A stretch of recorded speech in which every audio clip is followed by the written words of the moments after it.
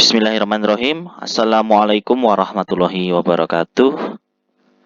Berjumpa lagi dengan saya Arif Eko Priyoatmojo.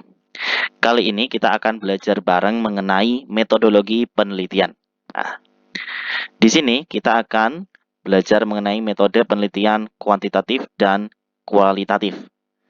Nah, video ini merupakan video pengantar untuk memahamkan kita mengenai apa itu metode penelitian kuantitatif dan metode penelitian kualitatif. Baik, kita mulai dari yang kanan dulu ya. Metode penelitian kualitatif ini merupakan metode penelitian dengan paradigma naturalistik atau alamiah.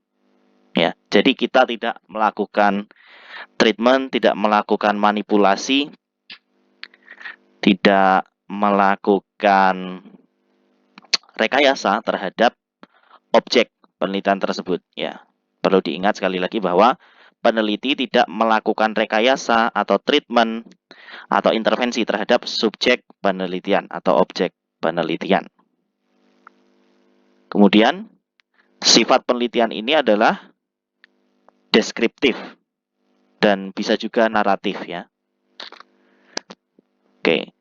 Di metode kualitatif ini terdapat beberapa jenis desain penelitian atau desain penelitian. Yang pertama adalah fenomenologi, yang kedua adalah naratif, yang ketiga ada studi kasus, yang keempat ada grounded theory, dan yang kelima adalah etnografi.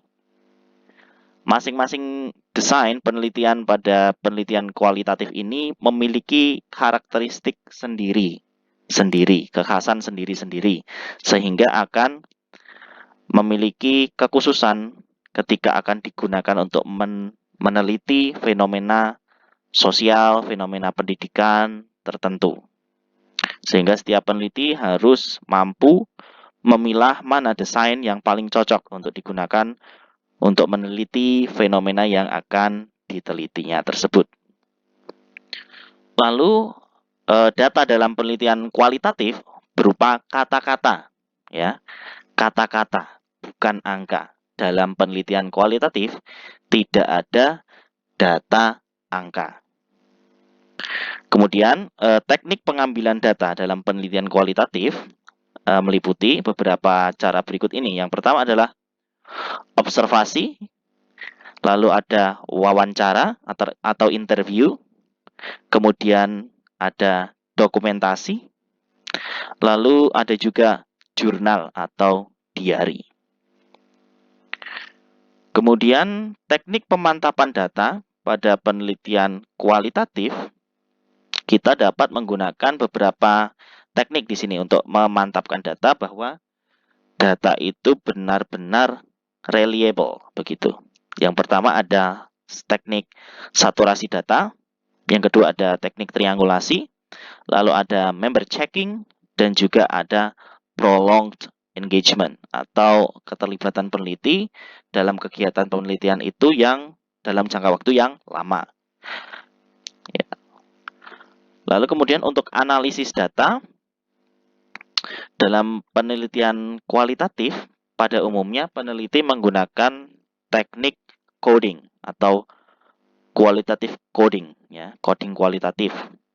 Ada juga yang bisa menggunakan content analysis atau thematic analysis begitu.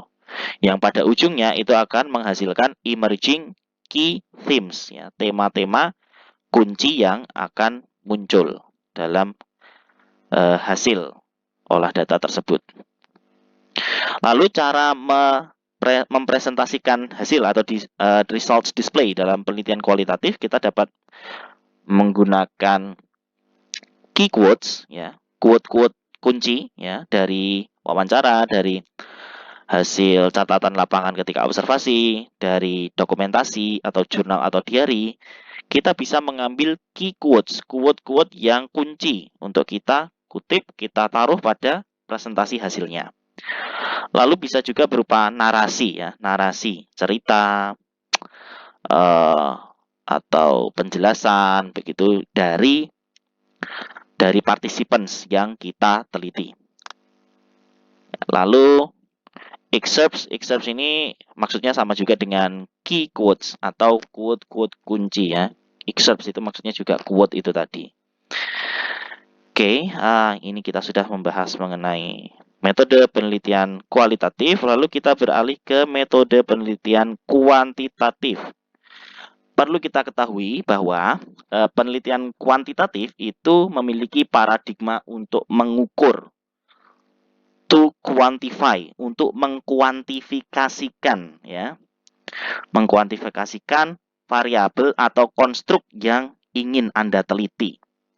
Lalu dalam penelitian kuantitatif ada dua jenis, yaitu yang pertama adalah penelitian eksperimental. Ya, di sini ada berbagai macam juga nanti ya desainnya. Ada quasi experimental design, ada true experimental design.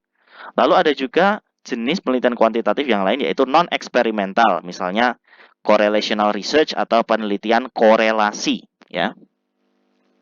Lalu dalam penelitian kuantitatif, data yang akan kita ambil atau kita ingin dapatkan adalah data berupa angka-angka atau skor ya. Entah itu skor atau angka dengan skala 4, skala 5, skala 10, bahkan sampai skala 100.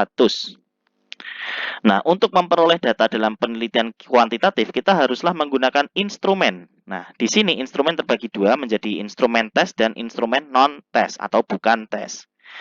Instrumen tes, contohnya antara lain adalah seperti performance test atau tes unjuk kerja dan juga high stake test. High stake test ini misalkan tes TOEFL, lalu ujian nasional, seperti itu ya. Itu kan tes pilihan ganda dengan rentang waktu tertentu. Namun kalau performance test ini lebih ke tes unjuk kerja seperti presentasi atau speaking, berbicara di depan umum, lalu tes menulis, dan sebagainya yang berkaitan dengan performa atau kinerja. Sehingga nanti cara menilainya juga beda. Kalau untuk tes performance test biasanya dia menggunakan scoring rubrik ya. Begitu. Kalau high stake test cukup menggunakan kunci jawaban dalam menilainya. Lalu ada tadi jenis instrumen yaitu non-test. Untuk jenis instrumen yang non-test atau bukan tes kita menggunakan kuesioner dan skala. Kalau skala ini biasanya lebih berkaitan dengan aspek-aspek afektif ya. Misalkan motivasi, anxiety, kemudian self-efficacy, self-esteem, seperti itu. Lalu kalau kuesioner itu lebih ke konstruk-konstruk yang non-afektif biasanya. Misalkan informal digital learning of English activities. Ya, kita ingin mencari data atau mengambil data tentang kegiatan pembelajaran bahasa Inggris digital informal dalam hal kuantitasnya, kemudian diversivitasnya atau kualitasnya, begitu. Itu menggunakan kuesioner ya, karena tidak masuk ke dalam kategori afektif ya, aspek afektif. Nah, setelah itu baik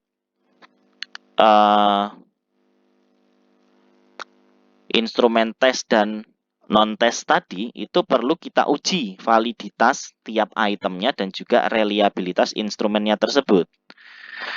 Namun kalau untuk yang performance test biasanya cukup kita ujikan readability-nya, keterbacaan instruksi untuk unjuk kerja atau instruksi untuk performance-nya begitu. Namun jika tesnya adalah high stake test atau instrumen non-test seperti kuesioner dan skala, kita perlu mengujikan validitas item dan juga reliabilitas instrumennya.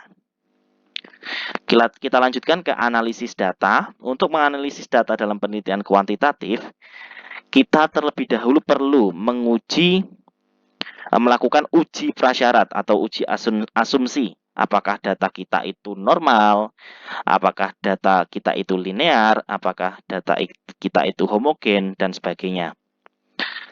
Kemudian, setelah melewati atau lulus dari uji asumsi atau prasyarat, data kita itu normal, data kita itu linear, data kita itu homogen, kita perlu melakukan analisis statistik deskriptif, yaitu untuk memunculkan ya untuk memunculkan hasil-hasil statistik deskriptif dari data-data kita. Misalkan nih, berarti kita langsung menuju ke results display ini ya.